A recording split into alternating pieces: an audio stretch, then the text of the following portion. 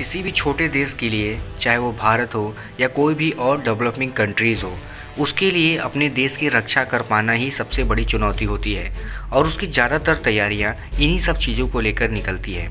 लेकिन ये बात अमेरिका पे बिल्कुल भी लागू नहीं होती। एक रिसर्च के अनुसार और एक डेटा के अनुसार ऐसा देखा गया है कि आज के समय में अमेरिका की जो ज़्यादातर इनकम का सोर्स है, उनमें मेजर जो इनकम के सोर्स हैं वो डिफेंस वेपन्स को बेचकर आते हैं। यानी कि आजकल अमेरिका अपना पूरा पैसा कमाने का जो जरिया है वह दूसरे देशों को हथियार बेचकर ही करता है। इसी तरह से अमेरिका ने अपना F-35 प्रोग्राम चलाया था, जो कि दुनिया का सबसे खतरनाक प्रोग्राम है और सबसे एडवांस वेपन भी इसी को माना जाता है। लेकिन ये खतरनाक और एडवांस होने के साथ साथ सबसे ज़्यादा खर्चीला भी था, जिसने अमेरिका की एक तरह से कह सकते हैं कि पसीने छुड़ा दिए थे।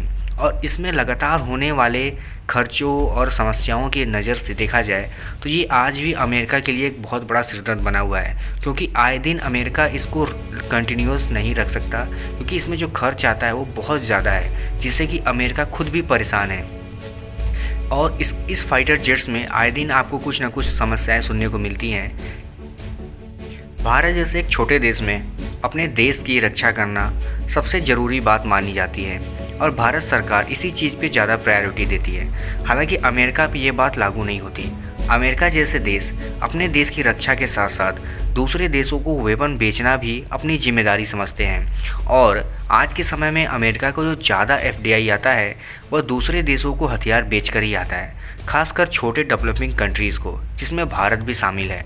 इसी की तरह अमेरिका ने अपना एक F-35 प्रोग्राम शुरू किया था, जिसके तहत लॉकहीड मार्टिन को F-35 स्टेल्थ फाइटर जेट्स बनाने थे और इसी तरह का एक प्रोग्राम था F-22 रैप्टर भी।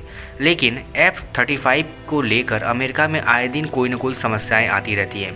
जैसा कि आपको पता होगा कि दुनिया का सबसे मोस्ट एडवांस और डेंजरस फाइटर जेट्स है। इसकी बराबरी कर पाना दुनिया के ज़्यादातर फाइटर जेट्स के बस की ही बात नहीं है।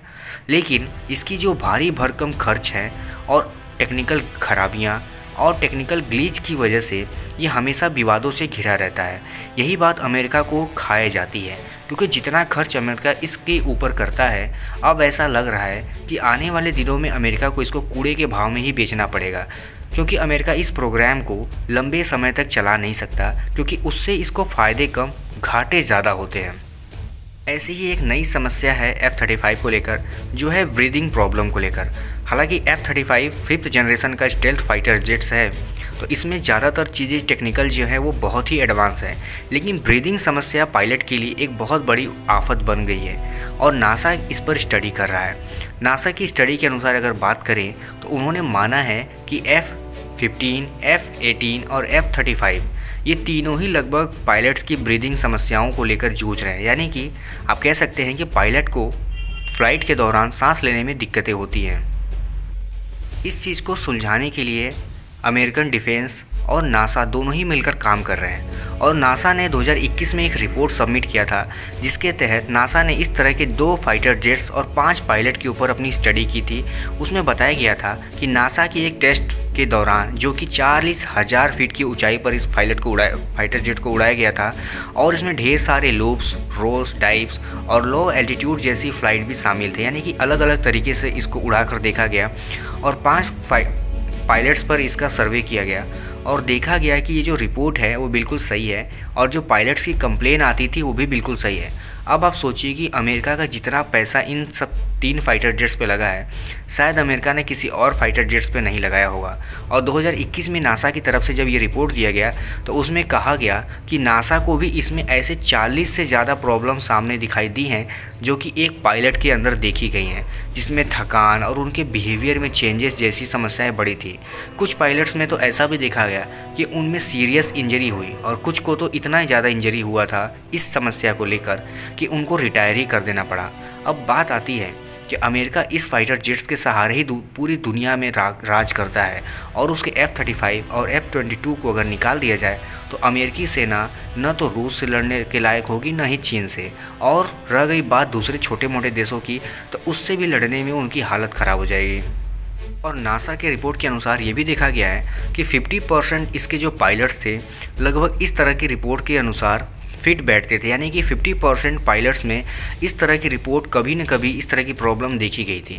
अब सवाल ये उठता है कि क्या नासा इस रिपोर्ट को आगे जारी रखेगा, इस सर्वे को जारी रखेगा, और ऐसा होता है तो अमेरिका को अपने इस प्रोग्राम को बहुत जल्द बंद करना होगा, क्योंकि अमेरिका इस समस्या से बहुत पहले ही जूझ रहा है और वो इसको और लंबे समय तक नहीं घसीट सकता। लेकिन फिर वही बात कि अमेरिका फिर F-35 का करेगा क्या किसी देश को बेचेगा? क्योंकि इतनी खामियों के बाद कोई देश शायद इसको लेना भी न चाहे, और जिस कीमत पर अमेरिका इसको बेचना चाहता है उस कीमत पर तो बिल्कुल भी नहीं ले सकता। अब आप अंदाज़ा लगाइए कि भारत जैसा इतना बड़ा देश भी F-35 को खरीदने की हिम्मत नहीं जुटा सकता, क्योंकि भारत की इकोनॉमी पूरी तरह से इस पर बर्बाद हो जाएगी। जीडीपी की बात करें तो भारत इतना सक्षम नहीं है कि इसके 10 फाइटर जेट्स भी खरीद सकता है और उसको मेंटेन कर सकता हो।